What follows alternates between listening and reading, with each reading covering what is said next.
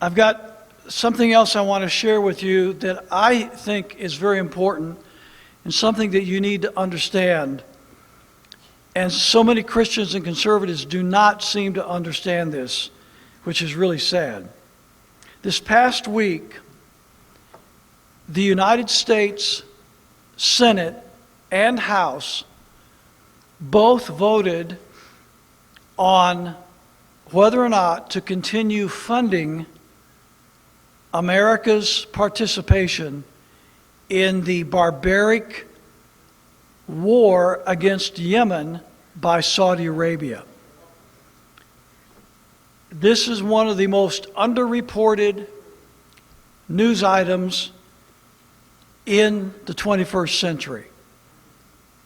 Hundreds of thousands of Yemeni people, men, women, children, innocent civilians, have been slaughtered in this 3-year-old barbaric war against that country by Saudi Arabia. The United States of America has participated with Saudi Arabia from the get-go. We fuel their jet bombers in the skies using our fuel craft to do that. Until recently, the United States has not been charging Saudi Arabia for the fuel we've been giving them for their aircraft so they can bomb all of these innocent people in Yemen. Finally, somebody in the media discovered it. I don't know who the first person was, but God bless them, whoever they were. They went public with it. The mainstream media picked it up. And so then the United States government comes back and says, oh, that was a bookkeeping oversight. We'll send Saudi Arabia the bill for the fuel that we pumped into their jet bombers. We have used our Navy to blockade the ports of Yemen to keep UN and Red Cross medical supplies, food, and that kind of thing from getting into the country.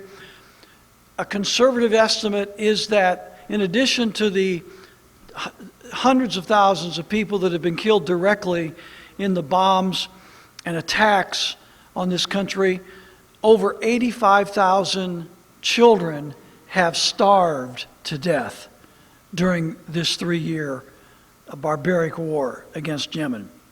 The United States taxpayers have been financing this war for the last 3 years. The federal government of both parties, congressional and the White House, Obama and Trump, Republican and Democrat Congresses, have willingly and gladly participated in this ghastly, unconscionable attack on Yemen for these 3 years. Then all of a sudden,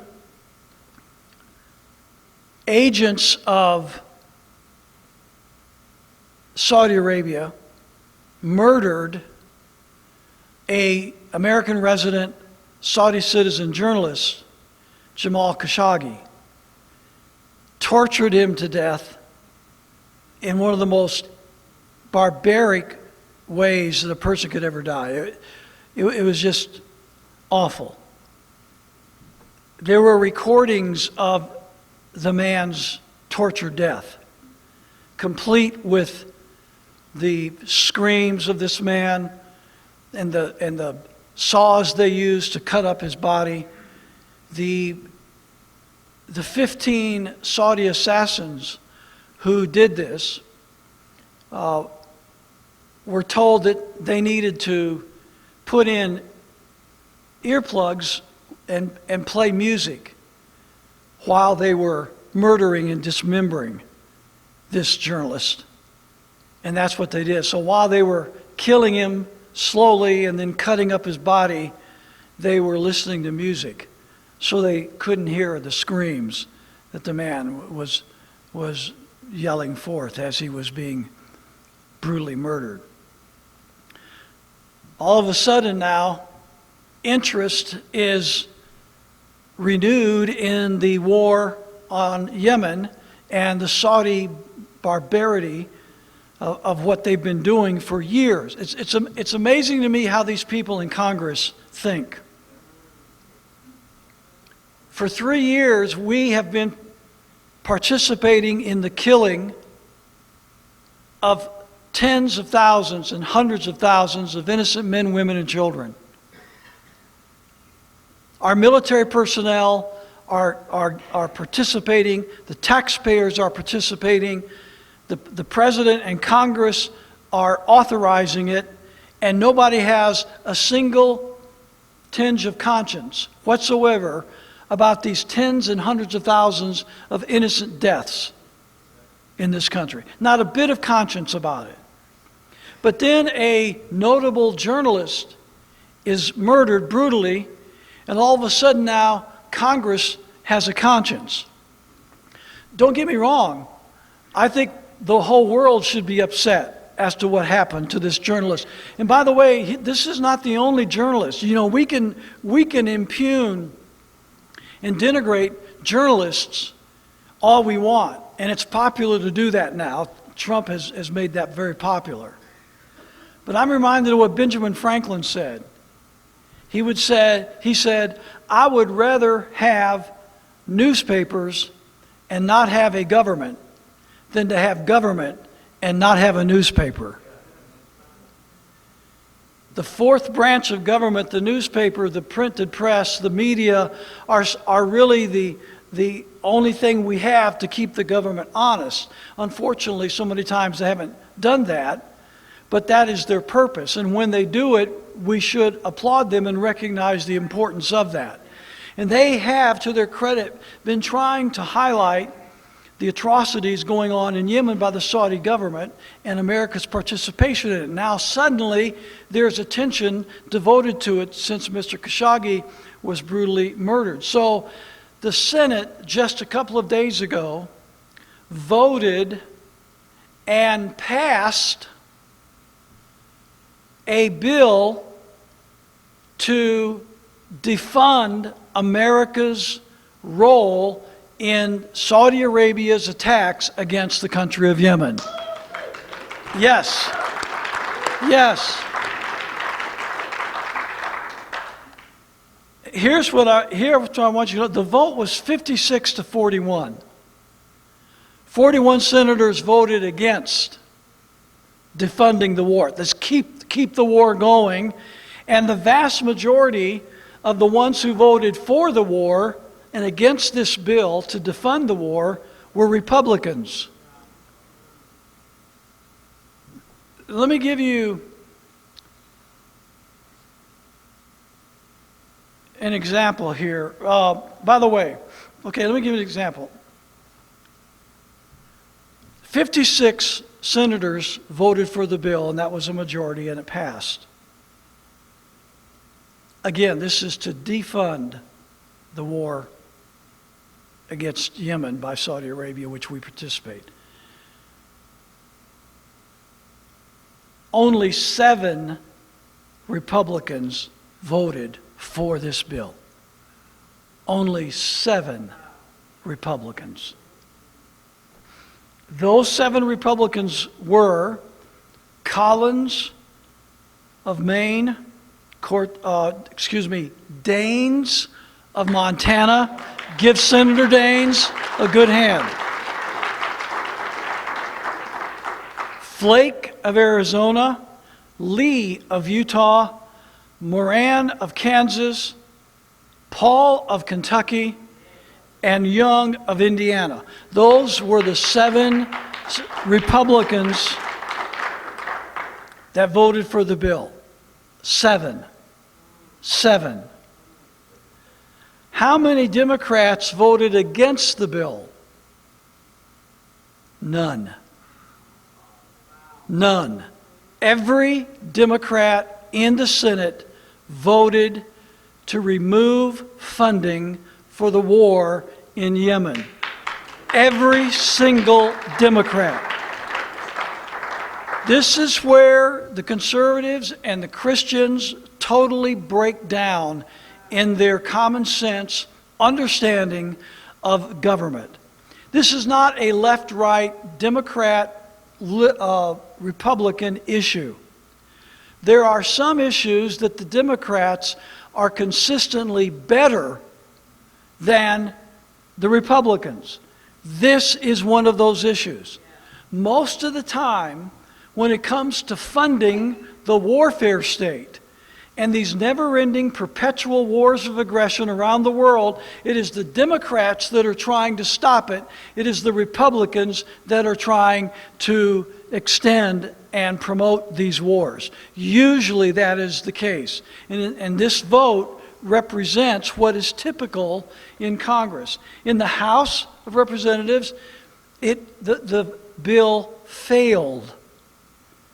The bill failed. The House of Representatives voted not to remove funding for the war in Yemen. Okay? The vote was 206 against, 203 against. The way it is worded was the opposite as it was in the Senate. 203 against, 206 ayes. The aye vote was to not defund the war on Yemen. 3 votes. It won by 3 votes. Here's the breakdown party.